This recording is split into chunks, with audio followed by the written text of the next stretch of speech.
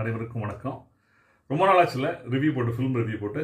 ஆமாங்க, நம்மளும் யங்ஸ்டர் மாதிரி தான் நிறைய படத்துக்கு தேட்டருக்கு போனோம். இன்றைக்கி ஓடிடியில் பார்க்குறோம். எஸ், ஒரு படம் இப்போ லேட்டஸ்ட்டாக தேட்டருக்கு வந்து ஓடிடி ரிலீஸ் ஆகிருக்க படம் அமேசான் பிரைமில் வந்திருக்கு.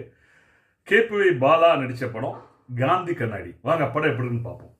ஷெரீஃப் வந்து எழுதி இயக்கியிருக்காரு. படத்தில் லீட் ரோலில் நமிதா கிருஷ்ணமூர்த்தி, கேபி பாலா, அது இல்லாமல் நமக்கு வந்து பாலாஜி சக்திவேல், வீடு புகழ் அர்ச்சனா, இவங்கெல்லாம் நடிச்சிருக்காங்க. படம் எப்படி இருக்கு? படத்தை பொறுத்தளவுக்கு கதை அழகாக நீரோட்டம் போல தெளிவாக இருக்குது. ஃபர்ஸ்ட் கிளாஸ் கதையில் எந்த ஒரு இதுவும் பிரச்சனையுமே இல்லை. நடிப்புன்னு பார்க்கும்போது என்னென்ன யார் யார்கிட்ட எதிர்பார்க்கலாம்.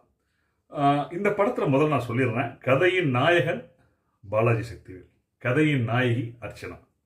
இந்த படத்தில் ஒரு லீட் ரோலில் கேபி பாலா நடிச்சிருக்காரு. இந்த மைண்ட் செட்டோட படம் பார்க்கும்போது அவங்களுக்கு வந்து நமிதா கிருஷ்ணமூர்த்தி அவங்களுக்கு இணையாக வர்றாங்க. அவ்வளோதான். படத்தை பொறுத்தளவுக்கு கேபி பாலா தன்னோட திறமை என்ன, எந்த அளவோ அதுக்கேற்ற மாதிரி நடிச்சிருக்காரு. ஒரு பெரிய புது கதாநாயகர்களோ, ஒரு ஆக்ஷன் ஹீரோவோ அல்லது ஒரு ரொமான்டிக் ஹீரோ அதை எதிர்பார்க்க வேண்டாம்.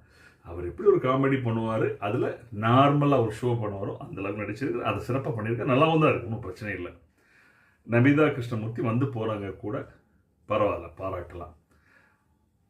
நம்ம படத்தில் முக்கியமாக வந்து ஒரு பாராட்டப்பட வேண்டிய விஷயம்னா பாலாஜி சக்திவேல் நல்ல நடிப்பு. கொஞ்சம் சில சமயம் எக்ஸாகரேஷன் மாதிரி தெரிஞ்சாலுமே அந்த நடிப்புங்கிறது புதுசாக இருக்குது, நல்லாவும் இருக்குது. அந்த பருமனான உடம்பை வச்சுக்கிட்டு அவர் கொடுக்குற ரியாக்ஷன் என்ன முகத்திலாம் கொடுக்க முடியும், கிளாஸ். இவர் ஒரு பக்கம் பருமனான உடம்பை வச்சு இவ்வளோ தூரம் ரியாக்ஷன் கொடுத்து அசத்துறாரு.